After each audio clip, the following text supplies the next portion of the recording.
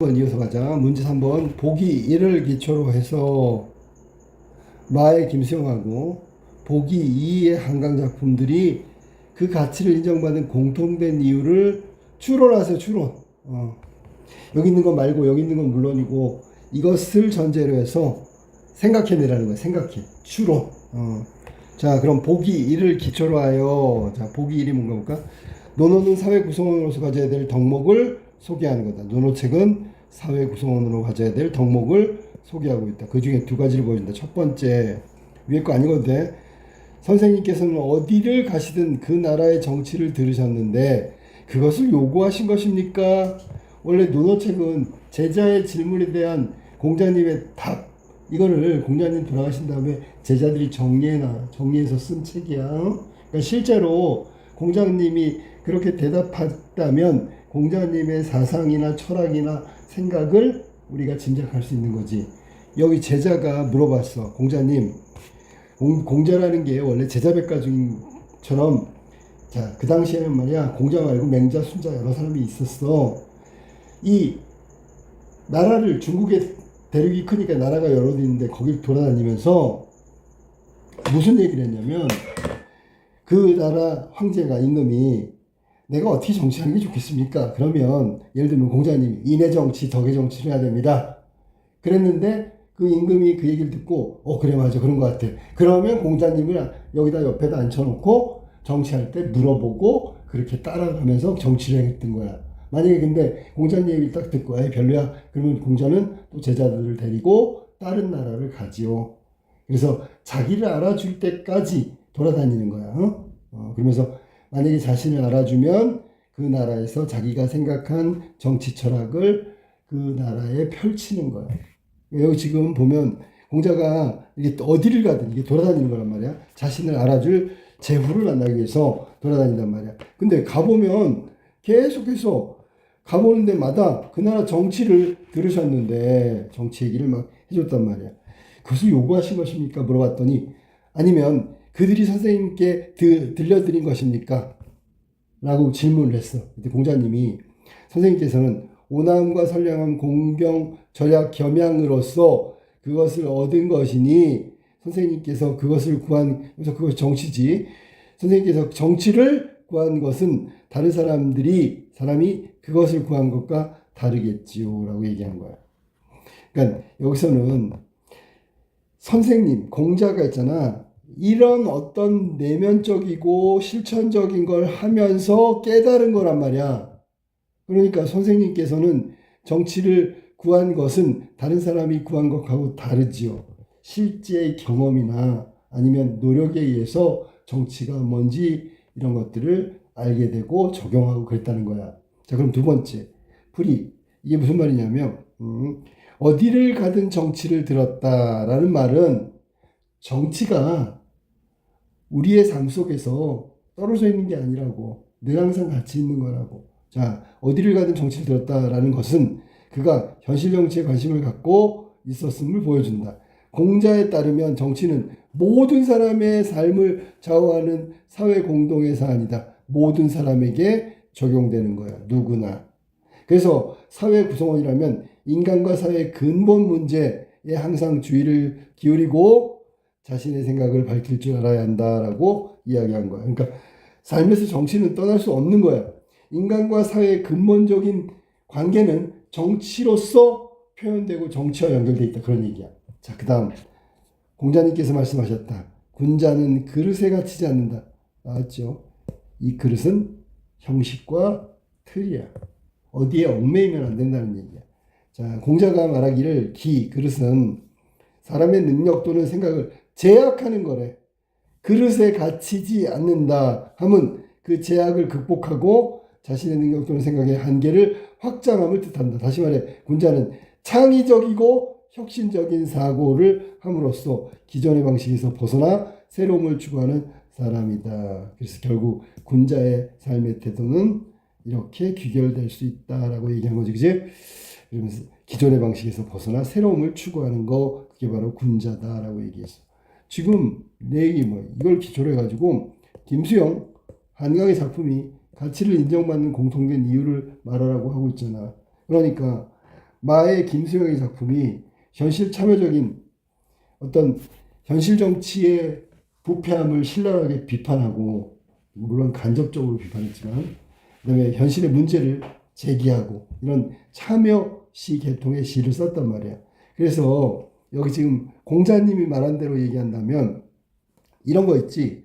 여기 보니까 사회 구성원은 항상 인간과 사회의 근본적인 문제에 항상 주의를 기울이고 자신의 생각을 밝힐 줄 알아야 된다. 그 자신의 생각이 김수영의 생각이라고. 알겠어? 그리고 현실 정치의 부패함을 비판했잖아. 그지? 현실 정치에 관심을 갖고 있었기 때문에 현실 정치를 가만히 들여다보고 문제가 뭔가 이거를 발견하고 지적하고 비판했다는 얘기 안 하니? 결국 관심이 없다면 참여하고 비판하지도 못했을 거야. 라는 얘기. 자, 그러니까 여기서 첫 번째 공자를 어디 가든지 정치를 들었다 하는 말은 정치와 사회, 인간과 사회의 근본적인 물음에 대해서 계속해서 들었다는 얘기고, 그거에 해당되는 게 바로 정치란 말이야, 정치. 알겠지? 이게 첫 번째 공자가 가지고 있는 정치에 대한 중요성, 생각을 얘기한 거고, 두 번째 공자님 얘기, 군자는 그릇에 갇히지 않는다. 자, 그럼 결론적으로 얘기한다면 김수영의 글은 창의적이고 혁신적인 사고를 표현한 글이니까 가치가 높지요. 누구 입장에서? 공자님의 관점으로 본다면 지금, 자, 그다음 보기 2에 나타난 한강에 대한 평가, 스웨덴 할리먼에서 노벨 문학상 탄 한강의 작품에 대한 평가를 했는데, 뭐 아시아에서 첫 번째 여성으로서의 노벨 문학상을 탄 한국의 소설가 한강에 대한 이야기를 지금 이야기하는 거야. 자, 그럼 할리먼 아카데미, 스웨덴 할리먼이 이 한강의 작품을 뭐라고 평가했는지 우리가 알아야 돼. 알았어?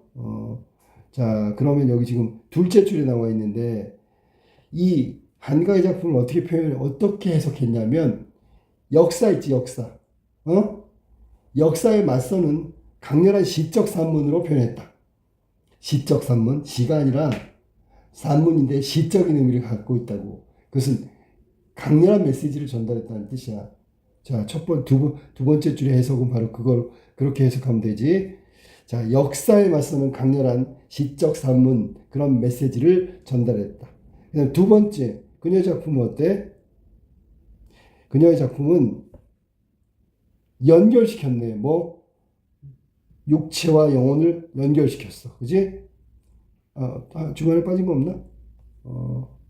여기 중간에 이거 빠졌구나. 그녀의 작품에 대해서 주목한 게 바로 이거란 말이야. 육체와 영혼의 연결, 그리고 아주 유니크한 방식으로 표현했다는 게, 이 인식이 나왔으니까 아주 고유한 인식을 드러낸 게 이 작품이라고. 알았어? 그 다음에 또 뭐가 있냐면 여기 이게 빠졌구나. 이게 빠졌지, 그지? 우리의 인간의 삶에 대한 얘기를 했네, 그지? 인간의 삶이 어떻다? 깨지기 쉬운 연약한 것이다. 맞지? 연약함. 근데 그 그녀의 작품마다 그런 법칙, 규칙이 이렇게 조정되고 만들어져 있단 말이야. 그러니까 스웨덴 할리먼에서 한강의 작품을 이렇게 문학적인 어떤 가치를 부여하고 평가했다고 하니? 그 다음에 살아있는 자하고 죽은 자, 이 살아있는 자하고 죽은 자에 관련된 거는 어떻게 일종의 현대사회의 혁신적인 어떤 시도, 혁신가의 모습을 보여주고 있는 게 한강의 작품이다. 자, 지금 내가 해석한 거는 그냥 의역을 한 건데, 이 해석의 내용을 가만히 들어보니까 다른 소설가의 어떤 문학적 내용, 형식, 감수성, 문학작품의 어떤 독창성, 이런 부분들을 있잖아. 다른 작가들에게 찾아볼 수 없는 한강만의 고유한 문학적인 어떤 표현이란 말이야. 그러니까 이것도 그 아까 얘기했던 노노를 이야기했던 공자님이 얘기했던 창의적이고 혁신적인 그런 작품 세계를 갖고 있는 한강이기 때문에 지금도 그건 높은 가치를 지니고 있다. 문제에 보면 그게 나오잖아. 인정받는 공통된 이유. 일단 창의적이라는 부분하고 혁신적이라는 부분, 이 단어는 반드시 들어가야 되는 거야. 알겠지? 무슨 말이지? 그래서 공자님의 덕목 두 가지 잘 확인해 두고요. 공자님의 덕목 두 가지는 아까도 얘기했지만 첫 번째는 공자가 어디를 가든지 정치를 들었단 말이지. 그지? 정치. 그리고 정치라는 것은 결국 인간과 사회의 근본적인 어떤 문제를 해결하거나 혹은 연결시켜주는 중요한 가치야. 그러니까 그것에 대해서 이게 중요하단 말이야. 그러니까 공자님이 계속 들은 거죠. 그 다음에 군자는 그릇에 가치지 않는다. 저 그릇이 위에서 말한 대로 자신의 능력과 생각의 한계를 벗어난, 즉 가치지 않는다는 얘기는 초월하고 뭔가 확장시키는 그런 의미를 지닌다고. 그래서 여기서 공자님이 말씀하신 건 여러 가지가 있지만 공자님이 중요하게 생각하는 덕목 두 가지는 이렇게 정리할 수 있다. 어디든지 가든 정치를 들었다는 것의 의미, 정치의 의미. 두 번째, 군자는 그릇에 갇히지 않는다라는 그 창의적이고 혁신적인 시도, 사고 이런 것들이 중요하다고 보기 이래서 공자님이 얘기하신 거예요. 그러면 가치를 인정받는 이유는 여러 가지가 있겠지만 첫 번째, 자, 잘 들어봐. 첫 번째는 공자님이 말한 첫 번째야. 두 작가의 공통점은 뭐냐면 정치에 관심이 있었다. 정치에 관심이 있으니까 현실 정치의 부패를 비판할 수 있었던 거고, 정치에 관심이 있었으니까 그 정치라는 게 여기서는 우리가 살아가는 삶의 모습이 하나니, 삶에 기여하고 삶에 아주 밀접한 관련 있는 게 정치거든. 그러면 한강 작품에는 정치와 관련된 것은 결국 삶에 관련된 거고, 이 삶은 결국 의지와 관련되는 거야. 삶의 의지.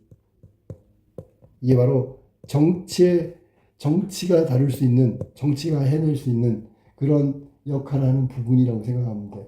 삶의 의지, 삶의 회복, 이런 것들에 관심을 뒀다는 게 공통점이야. 직접적으로 김수영은 정치, 현실 정치의 부패, 이런 거지만, 한강은 정치의 문제, 정치의 어떤 가치에 있어서 삶의 의지, 삶의 예를 들면 절망적 현실에서의 극복, 이런 걸로 치환해서 문학에서 발표하고 있다. 그러니까 두 사람은 정치에 관심이 있다는 얘기지, 그지? 자, 역사적 트라우마, 이런 것들을 계속 보이지 않는 규칙, 이런 것들을 계속 깨려고 하는 거야.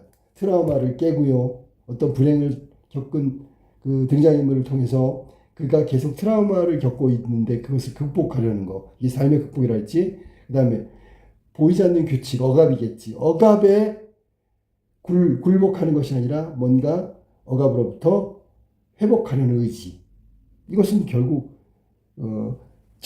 정치적인 어떤 행위와 연관성이 있다는 거야. 인간의 삶을 정치에다가 정치를 인간의 삶에 연결시킨 거지. 그래서 삶의 의지, 회복, 뭐 이런 것들이 결국 정치에서 갈구하는 것들과 다를 바 없는 가치를 부여하고 있다. 그게 첫 번째 공통점이고, 그러니까 인기가 있고 계속 가치를 인정받는 거야. 두 번째 뭐야? 이거죠. 공자님 말씀 두 번째. 창의적이고 혁신적인 사고를 가지고 있다. 창의적이고 혁신적이라는 얘기는 기존에 갖고 있는 관습, 틀, 이런 것들을 다 깨버린다는 얘기야. 세 번째는 뭐냐면 아주 어려운 용어가 아니야. 일상적이고 소박한 언어를 통해서 그걸 재료로 해가지고 글을 썼단 말이지. 그래서 일상적인 언어야. 그런데 문제는 일상적인 언어는 늘 쓰는 말이잖아. 그런데 여기에서도 새로움을 찾았단 말이야. 새로움의 모색. 말은 일상적인 언어지만 거기서의 새로움의 모색은 아까도 얘기했어. 김수영은 부패하고 타락한 현실을 뭔가 비판함으로써 극복하려는 생각을 이야기한 거야. 그 다음에 한강의 경우에는 아까도 얘기했지만 어떤 절망적인 상황의 경험이 가져다 준 트라우마의 연속 계속되고 있는데 그것을 이겨내려는 의지. 됐죠? 또 보이지 않는 이런 억압 같은 강제성, 이런 것들에 대해서, 규칙에 대해서 이것을 이겨내고 벗어나려는 삶의 의지, 회복 의지. 알았어? 이런 부분은 일상 언어를 가지고 새로움, 즉 긍정적인, 밝고 희망적인 혹은 인간적인 이런 부분을 계속 찾고자 하는 노력을 했기 때문에 가치를 계속 인정받는다. 알았지? 한강은 특히 산자와 죽은 자, 육체와 영혼, 이게 아주 이상하게 연결됐어. 우리가 요즘 흔히 하는 말이 뭐냐면 죽은 자가 산자를 구한다. 뭐 이런 얘기 있지, 그지? 광주 민주항쟁 때 돌아가신 분들, 민주주의의 고귀함을 지키기 위해서 희생하신 분들, 그 희생이 있잖아. 12.3 계엄 때 다시 살아난 거야. 그래서 우리가 살아있는 자들이 그때를 추억하면서 과감하게 맞서 싸우고 저항하고 부당함을 주장했던 거야. 그래서 계엄을 극복했다. 그게 바로 한강의 얘기 속에 나와 있는 거잖아. 무슨 말인지 알겠지? 독특하다는 게 그런 거지. 죽은 자와 산 자를 연결시키는 거. 삶과 죽음을 연결시키는 거. 죽은 자가 산 자를 살리는 거. 이런 것들에 대한 독특함. 그게 한강이 작품이 가치를 인정받는 중요한 요소가 되는 거야. 알았어? 그러니까 이거는 아무도 싫어하지 않은 새로운 발상이며 새로운 사고, 새로운 생각이기 때문에 그 가치를 인정하고 계속 유지가 된다는 얘기야. 그러니까 노벨문학상도 받은 거죠. 이렇게 해서 공자님이 중요하게 생각했던 두 가지 덕목, 정치와 군자는 그릇을 같이 잡는다는 두 가지 덕목을 가지고 김수영과 한강 작가의 가치가 인정받는 이유를 설명한 거다. 알았지? 예시답안 한번 확인해 보자. 자, 보기 1에서 조직의 다양성이 증가하면 오히려 갈등이 생기고, 갈등이 생기는 해결 방법으로 제도와 접촉을 제시했어. 이게 필요하다는 거지. 조직의 다양성의 증가로 일어난 구성원 간의 갈등 혹은 조직 내의 갈등은 이렇게 제도와 접촉을 통해서 해결할 수 있다. 이렇게 제시한 게 보기 1이란 말이야. 자, 근데 보기 2에서는 인도의 불가촉 천민에 대한 차별을 없애기 위해서 했던 게 법률을 만들었고, 두 가지 법률, 정책도 다양하게 했어. 근데 오히려 차별을 가중시키는 역효과를 초래했단 말이야. 그러면 여기서 우리가 얘기해야 되는 건 이거지. 자발적 접촉이라는 이 부분을 간과했기 때문에 제도하고 정책, 이것만으로 충분히 가능하다고 믿는 거, 이게 잘못됐다는 거야. 문제점이. 그 다음에 다에서는 당신들의 천국에서는 다 제시문은 황소였지, 그지? 황소 추상화 과정을 보여주고 있는데, 추상화 과정은 비본질적인 것들을 제외하면서 본질적인 것만 남기고 단순화하는 과정, 즉 황소의 본질을 표현하는 것이 추상화 과정이다라고 얘기했어. 중요하고 본질적인 거, 핵심적인 거, 이런 것들이 중요한 거지, 비본질적인 거, 중요하지 않은 것들을 자꾸 강조하면 안 된다. 자, 그리고 보기 3에서는 무슨 문제가 생겼냐면, 나병인 환자들, 즉 한센인병 환자들이 완전히 접촉과 소통이 단절된 삶을 살아갔어. 이들이 갖고 있는 건 유일한 희망이 바로 본질적인 인간이 되는 것으로 회복하는 게 이들의 소망이란 말이야. 자, 그러면 이들에게 있는, 환자들에게 있는 문제, 위에서 말한 불가촉 천민을 위한 차별을 금지한 법률이 만들어낸 문제, 이거의 해결책은 뭐냐면, 해결한 방법, 먼저 보기 2 같은 경우에 불가촉 천민의 차별 문제를 해결하는 해결 방안으로는 차별을 제도로 금지하는 것에 앞서서 그들을 대하는 구성원들의 자발적인 접촉이 병행돼야 된다는 거. 그 다음에 다에서 추상화 과정의 본질적 요소를 남기는 것처럼 인간 존재의 본질적인 측면을 바탕으로 한센인병 환자들에게 그들의 삶과 그들의 존재의 기본적 충동을 이해하는 방향에 집중해야 된다. 그러니까 그 환자들의 환자이기 이전에 인간 존재로서의 필요한 게 뭔가, 인간으로 어떻게 살아야 되는가, 이 부분을 먼저 인식해야 된다는 거, 거기에 집중해서 인식해야 된다는 게 우선적으로 해야지만 해결할 수 있는 단초가 될 수 있다라고 이야기한 거예요. 그래서 뒷부분은 추론 부분이기 때문에 생각해내야 되는데, 이 생각해내야 되는 건 딱 정해져 있어. 뭐냐면 아까 얘기했듯이 불가촉 천민 차별을 금지하는 것을 만들기 위해서 했던 방식에 결여되어 있는 부분은 바로 접촉이었단 말이야. 해결책은 접촉이다. 자발적 접촉. 다른 구성원들이 이들을 이해하는 거, 소통하는 거, 적극적으로 나서는 거, 자발적으로 나서는 거.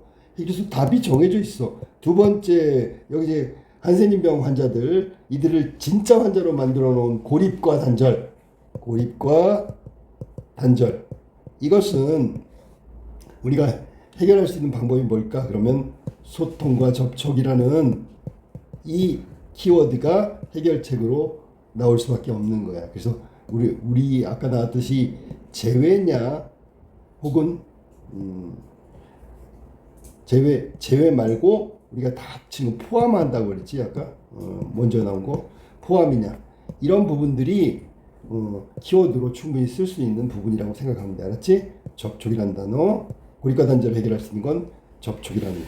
두 가지 다 그렇게 하고, 그러니까 한 가지만 가지고 해결할 수 없으니까 같이 들어가야 되는 게 제도만이 아니라 접촉이 필요한 거고, 그 다음에 인식이라는 건 뭐냐면 이들이 환자가 아니라 인간이라는 것을 전제로 해서 그게 바탕이 돼서 이들을 대해야지만 진짜 이들의 삶과 이들의 존재의 기본적 충동을 해결할 수 있다, 해소할 수 있다, 즉 만족시킬 수 있다, 그런 내용이야.